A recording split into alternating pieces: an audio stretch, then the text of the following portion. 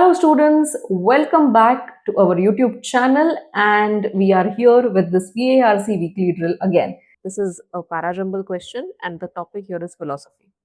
The 5 sentences given below, when properly sequenced, form a coherent paragraph. Identify the correct order of the sentences. So the sentences that are given below, we have to rearrange them in such a way that they form a meaningful paragraph.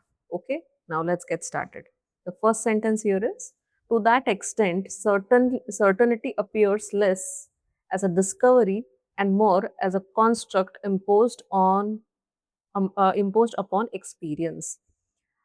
This certainly is not an introductory statement. This statement will come after we discuss at what extent. To that extent means uh, it is referring to something that must have been said before. So we have to find out that statement. Okay.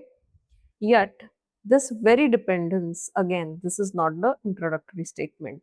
Very dependence introduces uh, the possibility that what is taken to be objective may merely reflect cognitive limitation. See now, to that extent, certainty appears less as a discovery and more as a construct imposed upon experience. Here, we are talking about a new belief that has been established. Why are we saying this? Why are we considering this as a new belief? Because read the sentence carefully. To that extent, certainty, we are talking about certainty. When we are talking about certainty, maybe we are talking about facts here. So, this calculation should happen in your head automatically.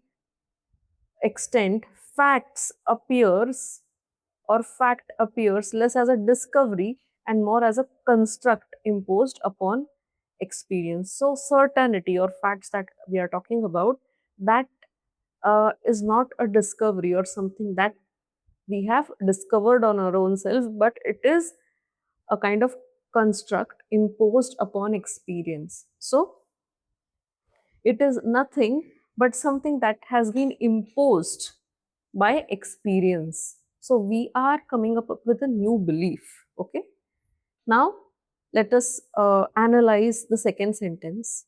Yet, this very dependence introduces the possibility that what is taken to be objective may merely reflect cognitive limitation. Again, we are talking about contradiction. Don't you think so?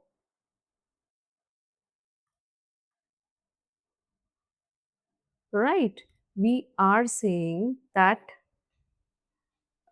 objective or objectivity may merely reflect cognitive limitation. Objectivity that we think right now uh, to be completely, devoid of any kind of bias may simply be cognitive limitations, right? So we are breaking something and bringing something contradictory here, right? Philosophical inquiry into knowledge often begins with an implicit trust in the reliability of human cognition. So, now here in this particular option, we are talking about uh, we are talking about philosophical. We are introducing the subject here. The other two sentences that we have read, that is A and B, is also talking about philosophical mindset and how to break it and how to go ahead of it. But in C, we are introducing the subject, that is philosophical inquiry into knowledge begins with an implicit trust, which means with an assumption, a trust on reliability of human cognition. So we completely rely on human beings' ability to think when we are making philosophical inquiry. Okay, so this certainly can be our introductory statement because it is introducing. So first sentence can be this, introducing the topic. Such trust. Now see, here we are talking about trust. Again, we are talking about trust here. So what trust are we talking about? Of course, which is mentioned in option C.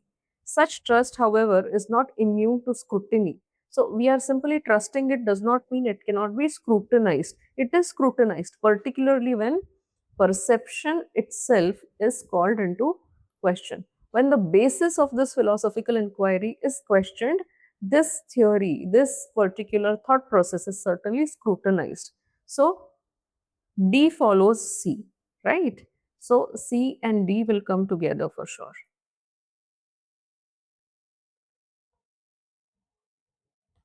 Okay, C and D, this is introductory statement, and C and D follow each other. Now let us see E. It is through this lens that claims of absolute knowledge begin to lose their apparent stability. Now, claims that we know something completely shatters here because we are questioning the basis of this inquiry, right? So C and D is a couple, D follows C.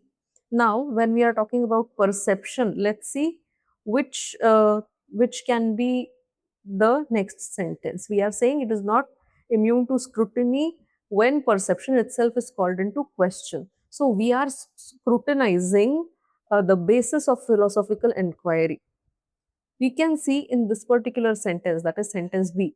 Yet this very dependence introduces the possibility that what is taken to be objective may merely reflect cognitive limitation. Now, yet this very dependence on what? Dependence on human cognition. We are saying it is scrutinized in the next sentence, but still there is some dependence on it.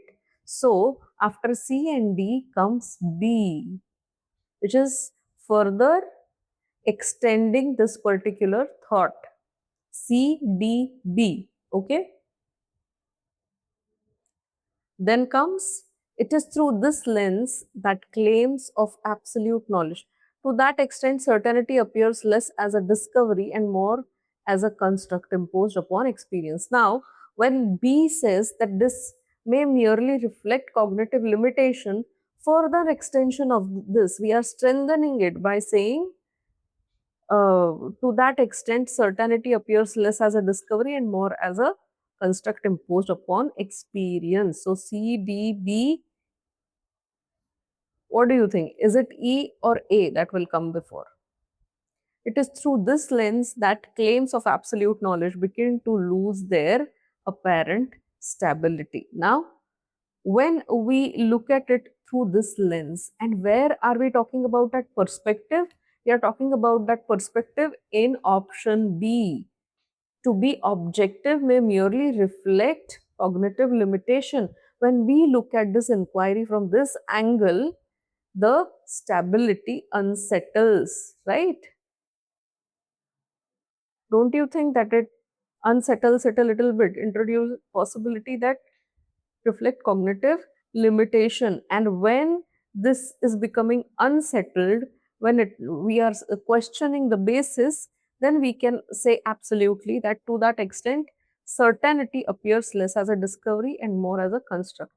This is an absolute statement. A new belief is uh, introduced here. So C, D, B, E, right? So doubt is placed in your mind in this particular sentence. C, D, B, E, and A. I hope this is clear to all of you that this is the right sequence of this particular parajumble. Okay. C, because it is introducing the topic. D, because it coherently follows C. B, because it further strengthens D. E, because it is putting doubt in your head. And A, because it is introducing new belief. So this is the logical sequence of it. I hope you have understood this. Now let us solve the next question. So the next question is paragraph summary and the topic here is economics. यहाँ पर क्या करना है हमको? Paragraph summary में हमको find out करना है कि दी हुई समरीज में से कौन सी समरी बेस्ट सूट करती है इस पर्टिकुलर पैराग्राफ को. Okay, let's get started. In an increasingly volatile global economic environment marked by erratic commodity prices and geopolitical disruptions, policymakers are rethinking traditional approaches to macroeconomics management. So basically, the traditional approaches are being rethought, okay, when it comes to policy making. Rather than responding to crises as they arise, there is growing emphasis on institutional mechanisms that anticipate and cushion shocks. So we need institutions that will actually anticipate what is going to happen and help the countries to cushion that shock, to protect them from the problem that will arise. The proposal to establish a stabilization fund reflects this shift. So the proposal is to establish stabilization fund by accumulating resources during periods of economic stability, so मतलब जब सब कुछ ठीक ठाक चल रहा है उस पीरियड में एक स्टेबलाइजेशन फंड इकट्ठा करना है and deploying them in the time of distress and to use them when such distressful times are there. Such a fund enables governments to moderate economic fluctuations more effectively. So this is a very enabling thing, because if such fund is already there, then the economic crisis can be managed accordingly, right? There won't be crisis as such because the fund is already there. So it will regulate smoothly. This approach not only reduces dependence on ad hoc interventions, but also enhances fiscal resilience. It also improves monetary resilience of any country. In a sense, the focus is gradually moving from reactive crisis management to more calibrated, forward looking strategy designed to sustain long term stability. So, to sustain long term stability, first of all, they have to understand, anticipate, and act accordingly, create a fund for that. And so, more than the reactive crisis management, we are going towards more calibrated, forward looking strategy designed management, you can say, right? Now, let us go through the options and check which summary will come here. Which of the following best summarizes the passage, right? Governments should prioritize saving resources during stable periods to deal with unexpected economic crisis. Yeah, that's what we are talking about in short, isn't it? But still, we will check the other options.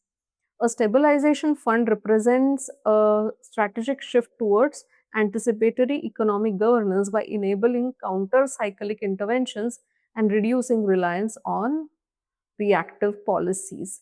This is what we are talking about overall, but more detailed approach can be seen in this particular, more detailed explanation can be seen in this particular option, where we are talking about stabilization fund, where we are saying this is a strategic shift, and we are saying we are talking about anticipatory economic governance, which will enable countries for counter cyclic interventions and reactive policies. So this is what we are talking about in the entire passage. So more than A, B is the suitable option here, okay? Global economic volatility caused by geopolitical and commodity related factors necessitates stronger fiscal discipline and institutional reforms. Global economic volatility caused by geopolitical and commodity related factors, stronger fiscal discipline and institution. Yes, we are talking about this, that how it requires stronger fiscal discipline and institutional reforms. We are talking about it, but what should be done is also mentioned. Sorry for this. Is also actually mentioned in the passage, but it is not mentioned in here, right? So this cannot be our option. Traditional macroeconomic policies are inadequate in dealing with modern economic challenges, requiring governments to adopt new financial instruments. Again, we are just talking about problems here, but solution is given in the passage, no, in the paragraph. So that's what we have to talk about. The most correct option here is option B. I hope you have understood this, guys. Now we will discuss the next question type. So, guys, before moving ahead with our next question, let me tell you that in VARC section, you will get all such types of questions, whether it is parajumbles, paragraph completion, paragraph summary, or sentence out, reading comprehension. And there are certain topics that are really loved by CAT exam setters. Now, what you have to do, you have to train yourself based on those topics. So, you have to read a lot of newspaper editorials, you have to read a lot of Aeon essays and other resources.